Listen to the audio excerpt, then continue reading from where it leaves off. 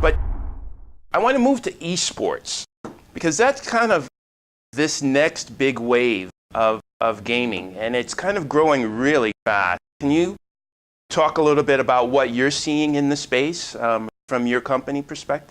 Yeah, we've been lucky maybe. We've been in a position to research and model this space pretty early at the end of 2013. We've got quite a history there, and we saw that there were multiple drivers coming together that made the rise of esports sort of unstoppable, because it's a combination of a shifting business model and organization of game companies. So moving away from pushing a packaged product at a certain moment in time to running a continuous service, monetizing engagement, let's put it that way. So there's an incentive for game companies to engage with consumers as much as possible, regardless if it's the game itself or video. And Riot Games, one of the first to really realize that.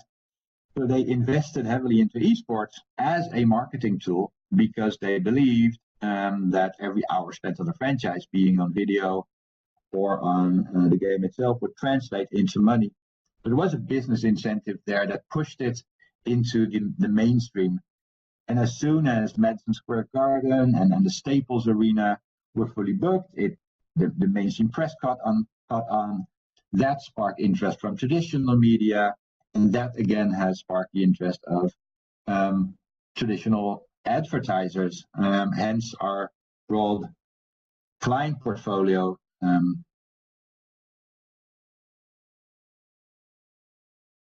So do you think that esports has kind of a business connection? So if, you know, how in traditional sports, say Michael Jordan and Gatorade, or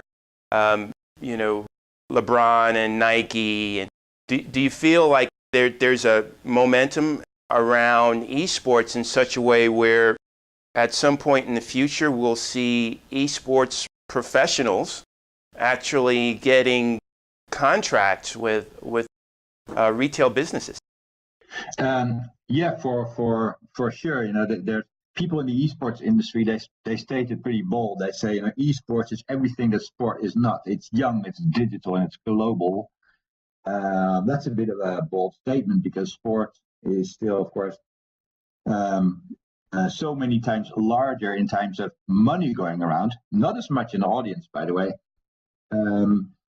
But there's because esports is driven by trends coming from the consumer that like to watch other people play games, and at the same time it's driven by a strategic need of traditional media to reach a younger audience, and a strategic need of game companies to manage their viewing community just with as much care as they manage their creating community, their influencers and their gamers.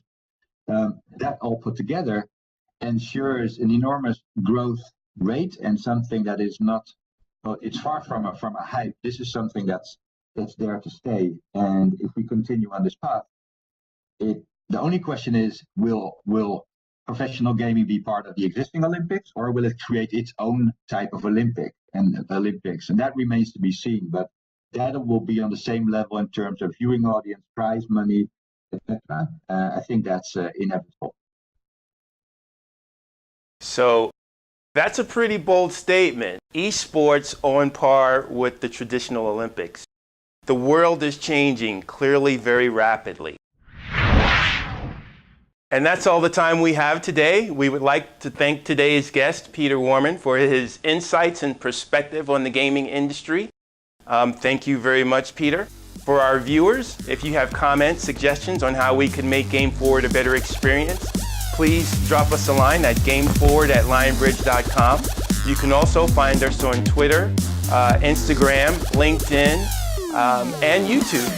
And you can always find this and other episodes at games.lionbridge.com.